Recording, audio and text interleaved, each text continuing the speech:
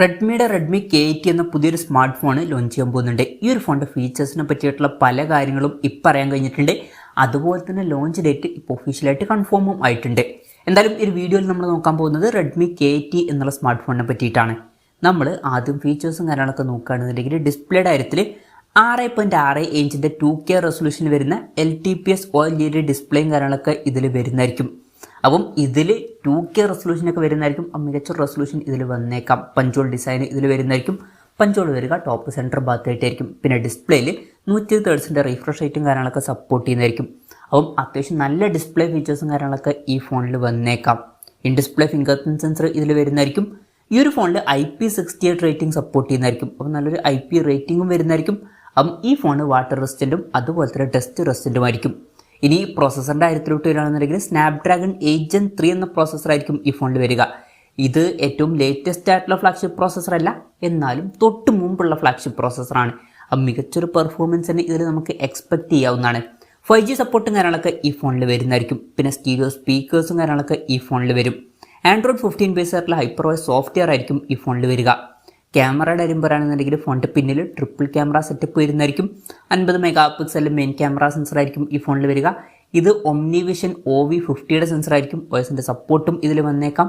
പിന്നെ 8 MP ultra wide angle ലെൻസും ഇതിൽ വരുന്നതായിരിക്കും. അതുപോലെ തന്നെ 2 MP മാക്രോ ലെൻസും ഇതിൽ വന്നേക്കാം. ഫ്രണ്ടിൽ 20 MP OmniVision OV20Bയുടെ സെൽഫി ക്യാമറയും കാര്യങ്ങളൊക്കെ വരുന്നതായിരിക്കും. ഇനി ബാറ്ററിയുടെ കാര്യം പറയുകയാണെന്നുണ്ടെങ്കിൽ 6500 mAh ബാറ്ററി ഇതിൽ വരുന്നതായിരിക്കും. വളരെ കൂടിയൊരു ബാറ്ററി കപ്പാസിറ്റി ഇതിൽ വരും. അത് നല്ലൊരു കാര്യം തന്നെയാണ്. 90 വാട്ടിൻ്റെ ഫാസ്റ്റ് ചാർജിങ് സപ്പോർട്ടും ഇതിൽ സപ്പോർട്ട് ചെയ്യുന്നതായിരിക്കും. ചിലപ്പം ഇതിൽ 30 വാട്ടിൻ്റെ വയർലെസ് ചാർജിങ് സപ്പോർട്ടും വന്നേക്കാം. പിന്നെ ടൈപ്പ് സി ചാർജിങ് പോർട്ടുമായിട്ടായിരിക്കും ഈ ഒരു സ്മാർട്ട് ഫോൺ വരിക. അപ്പം മികച്ചൊരു ബാറ്ററി സെറ്റപ്പും ഈ ഒരു ഫോണിൽ വരുന്നതായിരിക്കും. അപ്പം ഇതൊക്കെയാണ് ഫീച്ചേഴ്സിനെ പറ്റി പറയാനുള്ള കാര്യങ്ങൾ. ഇനി ലോഞ്ച് ഡേറ്റിൻ്റെ കാര്യം പറയുകയാണെന്നുണ്ടെങ്കിൽ November 27 ഈ സ്മാർട്ട് ഫോൺ ലോഞ്ച് ചെയ്യാൻ പോകുന്നത്.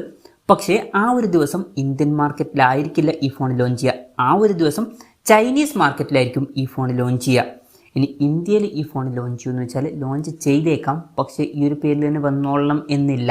ചിലപ്പം പോക്കോ ബ്രാൻഡിങ്ങിലും ആയിരിക്കും ഈ ഒരു ഫോൺ ഇന്ത്യൻ മാർക്കറ്റിലോട്ട് എത്തുക. എന്തായാലും അതിനെ പറ്റിയിട്ടുള്ള കൺഫർമേഷൻസ് ഒന്നും ഇപ്പം പുറത്ത് വന്നിട്ടില്ല. അപ്പം അതിനെ പറ്റിയിട്ടുള്ള എന്തെങ്കിലുമൊക്കെ ന്യൂസുകൾ വരികയാണെന്നുണ്ടെങ്കിൽ അതിനെ പറ്റിയിട്ടുള്ള വീഡിയോസൊക്കെ നമ്മൾ ചെയ്യുന്നതായിരിക്കും. അപ്പം അതുപോലുള്ള വീഡിയോസ് കാണാൻ താല്പര്യമുണ്ടെന്നുണ്ടെങ്കിൽ ഈ ചാനൽ സബ്സ്ക്രൈബ് ചെയ്യാവുന്നതാണ്. പിന്നെ വിലയുടെ കാര്യം പറയുകയാണെന്നുണ്ടെങ്കിൽ അതിനെ പറ്റിയിട്ടുള്ള കാര്യങ്ങളൊന്നും ഇപ്പം പറയാൻ കഴിഞ്ഞിട്ടില്ല. എന്നാലും നമ്മുടെ ഒരു എക്സ്പെക്റ്റേഷൻ പറയുകയാണെന്നുണ്ടെങ്കിൽ ഫീച്ചേഴ്സൊക്കെ വെച്ച് നോക്കുമ്പം ഈ ഒരു ഫോണിൻ്റെ വില ഇന്ത്യൻ മാർക്കറ്റിൽ നമുക്ക് ഒരു 40,000-45,000 രൂപ പ്രൈസ് റേഞ്ചിലായിട്ട് എക്സ്പെക്ട് ചെയ്യാവുന്നതാണ്. കൺഫർമേഷൻസ് ഒന്നുമില്ല, ജസ്റ്റ് നമ്മുടെ എക്സ്പെക്റ്റേഷൻ പറഞ്ഞു എന്നേ ഉള്ളൂ. എന്തായാലും റെഡ്മി K80 എന്ന പുതിയൊരു സ്മാർട്ട് ഫോൺ ലോഞ്ച് ചെയ്യാൻ പോകുന്നുണ്ട്. ഈ ഒരു ഫോണിനെ പറ്റിയിട്ടുള്ള നിങ്ങളുടെ അഭിപ്രായം ജസ്റ്റ് ഒന്ന് കമൻറ്റ് ചെയ്യുക. അതുപോലെ തന്നെ ഈ ഒരു സ്മാർട്ട് ഫോൺ ഇന്ത്യൻ മാർക്കറ്റിൽ ലോഞ്ച് ചെയ്യുകയാണെന്നുണ്ടെങ്കിൽ നിങ്ങൾ ഏത് പ്രൈസിങ്ങിലാണ് എക്സ്പെക്റ്റ് ചെയ്യുന്നത് എന്നുള്ള കാര്യം കൂടി ജസ്റ്റ് ഒന്ന് കമൻറ്റ് ചെയ്യുക.